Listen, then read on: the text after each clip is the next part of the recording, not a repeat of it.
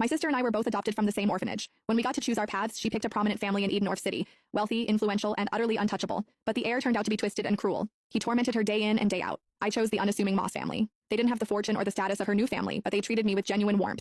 In time, their youngest son became a business titan, and he married me, giving me a life filled with more happiness than I'd ever dreamed possible. Consumed by jealousy, my sister secretly strangled me. But when I opened my eyes again, I found she had shamelessly stolen the life I'd built, this time choosing the Moss family for herself. Carmen, she sneered. Now it's your turn to suffer. I almost laughed out loud.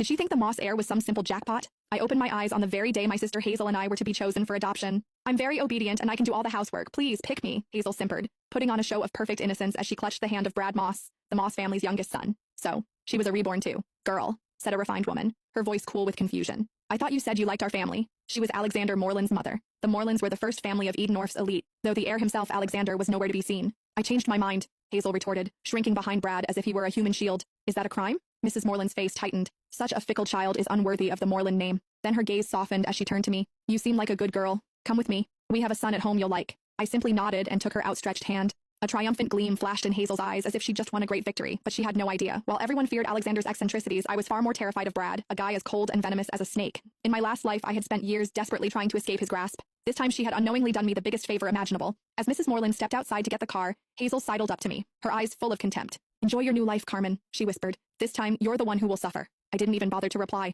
Her gloating was nothing more than a clown's performance. She thought she had secured a fresh start, but the joke was on her. She hadn't escaped a fire. She had just jumped headfirst into a hell far more brutal than she could ever imagine. After I arrived at the Moreland estate, Mrs. Moreland gave me a private suite and hired a small army of tutors for piano, dance, and etiquette. She was gentle but frank. Sweetheart, I'll be honest. I adopted a daughter to find a suitable match for my son. You must apply yourself. Alexander returns from abroad in a month. If he takes a liking to you, your future will be secure. Remember, the entire Moreland legacy will be his one day. I knew from my last life that Alexander had felt nothing but disdain for Hazel, and her time here had been miserable. I didn't dare hope the cold, aloof heir would favor me either. I needed my own plan for survival. A month later, the Morelands held a grand ball to welcome Alexander home. The elite of Edenorf were all there, including the Moss family, due to their close business ties. Across the glittering ballroom, Hazel spotted me immediately. Dressed in a virginal white gown, she glided over, her smile as sharp as a knife. Enjoy the party, Carmen, she whispered. Tonight will be the most humiliating night of your life. I remembered this banquet well from my last life. It was when she had first met Alexander. He had taken one look at her, frowned in disgust, and told her to get lost in front of everyone. She had shamelessly clung to him, declaring herself his future wife. He had kicked her away without a second thought, but I was reborn too.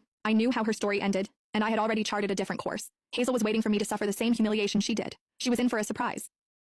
But she was about to be disappointed. Just before Alexander was to make his grand entrance, I intercepted him in a private study. It was our first meeting. He stood a full head taller than me, his strikingly handsome face cold and unapproachable. Tisk. So he really wasn't easy to approach. I handed him a document. I know you've acquired a new project but are unsure how to proceed. This is my proposal. I guarantee it will be profitable.